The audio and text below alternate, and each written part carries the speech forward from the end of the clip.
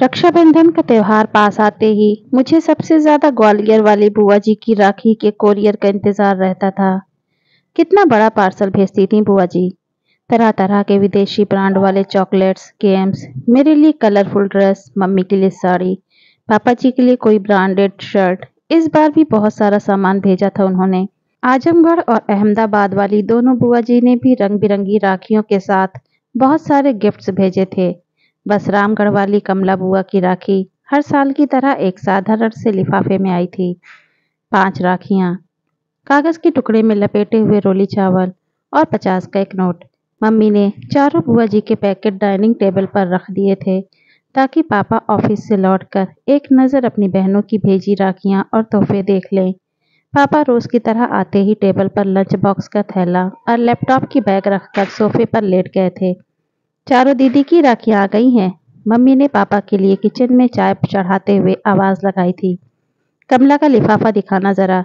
पापा कमला बुआ की राखी का सबसे ज्यादा इंतजार करते थे और सबसे पहले उन्हीं की भेजी राखी कलाई में बांधते थे। कमला बुआ सारे भाई बहनों में सबसे छोटी थी, पर एक वो ही थी जिसने विवाह के बाद से शायद कभी सुख नहीं देखा था। विवाह के तुरंत बाद देवर ने सारा व्यापार हड़प कर घर से बेदखल कर दिया था। तब से फूफा जी की मानसिक हालत बहुत अच्छी नहीं थी। मामूली सी नौकरी कर थोड़ा बहुत कमाते थे। बेहद मुश्किल से बुआ घर चलाती थी। इकलौते बेटे प्रिंस को भी मोहल्ले के साधारण से स्कूल में डाल रखा था। बस एक उम्मीद सी लेकर बुआ जी किसी तरह जिए जा रही थी। कमला बुआ के भेजे लिफाफे को देखकर पापा कुछ सोचने लगे थे। अनुप्रिया, इस बार रक्षाबंधन के दिन हम सब कमला के घर उसे बगैर बताए जाएंगे। कमला दीदी के घर? मम्मी तो पापा की बात पर एकदम चौंक गई थी। आपको पता है ना कि उनके घर में कितनी तंगी है। हम 3 लोगों का नाश्ता खाना भी कमला दीदी के लिए कितना भारी हो जाएगा। वो कैसे सब कुछ मैनेज कर पाएंगी। लेकिन पापा की खामोशी बता रही थी उन्होंने कमला बुआ के घर जाने का मन बना लिया है। और घर में ये सबको पता था कि पापा के निश्चय को बदलना बेहद मुश्किल होता है। रक्षाबंधन के दिन सुबह वाली ट्रेन से हम सब रामगढ़ पहुंच गए थे। बुआ घर के बाहर बने बरामदे में लगी नल के नीचे कपड़े धो रही थी। बुआ उम्र में सबसे छोटी थी, पर तंगहाली और रोज की चिंता फिक्र ने उन्हें सबसे उम्रदराज बना दिया था। एकदम पतली दुबली कमजोर सी काया, इतनी कम उम्र में चेहरे की त्वचा पर सिलवटें साफ दिख रही थी। बुआ की शादी का फोटो एल्बम मैंने कई बार देखा था। शादी में बुआ की खूबसूरती का कोई जवाब नहीं था। शादी के बाद के 11 वर्षों की परेशानियों ने बुआ जी को कितना बदल दिया था। बेहद पुरानी घिसी सी साड़ी में बुआ को दूर से ही पापा मम्मी कुछ क्षण देखे जा रहे थे। पापा की आंखें डबडबा सी गई थी। हम सब पर नजर पड़ते ही बुआ जी एकदम चौंक गई थी।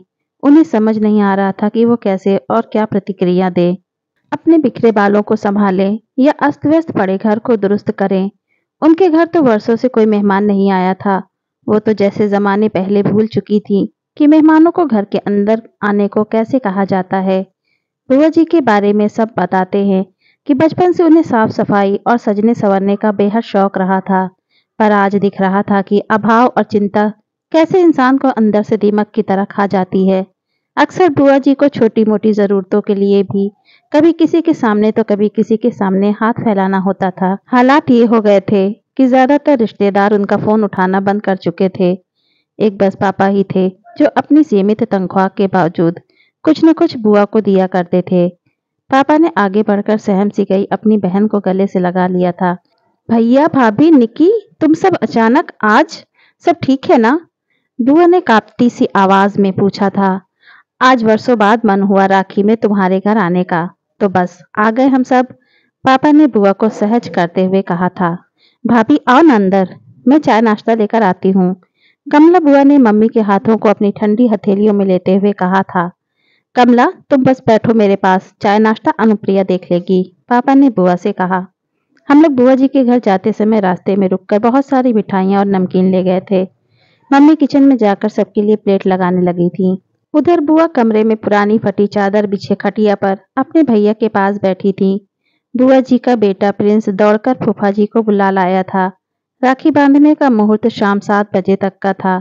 मम्मी अपनी ननद को लेकर मॉल चली गई थी, सबके लिए नए ड्रेसेस खरीदने और बुआ जी के घर के लिए किराने का सामान लेने के लिए। शाम होते होते पूरे घर का हुलिया बदल गया था। नए पर्दे, बिस्तर पर नई चादर, रंग बिरंगे डोरमेट और सारा परिवार नए ड्रेसेस पहनकर जंच रहा था। न जाने कितने सालों बाद आज कमला बुआ की रसोई का भंडार घर लबालब भरा हुआ था। धीरे धीरे एक आत्मविश्वास सा लौटता दिख रहा था बुआ के चेहरे पर सच तो ये था कि उसे अभी भी सब कुछ स्वप्न सा लग रहा था। बुआ जी ने थाली में राखियां सजा ली थी, मिठाई का डब्बा रख लिया था। जैसे ही पापा को तिलक करने लगी, पापा ने बुआ को रुकने को कहा। सभी आश्चर्यचकित थे। 10 मिनट रुक जाओ, तुम्हारी दूसरी बहनें भी बस पहुंचने वाली हैं। पापा ने मुस्कुराते हुए कहा तो सभी पापा को देखते रह गए। तभी बाहर दरवाजे पर गाड़ियों के हॉर्न की आवाज सुनकर बुआ, मम्मी और फूफा जी दौड़कर बाहर आए तो तीनों बुआ का पूरा परिवार सामने था। कमला बुआ का घर मेहमानों से खचाखच भरा था। ग्वालियर वाली ऋचा बुआ बताने लगी कि कुछ समय पहले उन्होंने पापा को फोन किया था कि क्यों ना सब लोग मिलकर चारों धाम की यात्रा पर निकलते हैं। बस पापा ने उस दिन तीनों बहनों को फोन किया कि अब 4 धाम की यात्रा का समय आ गया है। पापा की बात पर तीनों बुआ सहमत थी और सबने तय किया था कि इस बार कमला के घर सब जमा होंगे और थोड़े थोड़े पैसे मिलाकर उसकी सहायता करेंगे। कमला बुआ तो बस एकटक अपनी बहनों और भाई के परिवार को देखे जा रही थी। कितना बड़ा सरप्राइज दिया था आज सबने उन्हें। सारी बहनों से वो गले मिलती जा रही थी। सबने पापा को राखी बांधी। ऐसा रक्षाबंधन शायद पहली बार था सबके लिए। रात एक बड़े रेस्टोरेंट में हम सभी ने डिनर किया। फिर बातें करते करते जाने कब काफी रात हो चुकी थी। अभी भी कमला बुआ ज्यादा बोल नहीं रही थी। वो तो बस बीच बीच में छलक आते अपने आंसू पोंछ लेती थी। बीच आंगन में ही सब चादर बिछाकर लेट गए थे। कमला बुआ पापा से किसी छोटी बच्ची की तरह चिपकी हुई थी, मानो इस प्यार और दुलार का उन्हें वर्षों से इंतजार था। बातें करते करते अचानक पापा को बुआ का शरीर एकदम ठंडा सा लगा तो पापा घबरा गए थे। सारे लोग जाग गए पर कमला बुआ हमेशा के लिए सो गई थी। पापा की गोद में एक बच्ची की तरह लेटे लेटे वो विदा हो चुकी। पता नहीं कितने दिनों से बीमार थी और आज तक किसी से भी कही नहीं थी। आज सबसे मिलने का ही आशा लिए जिंदा थी शायद।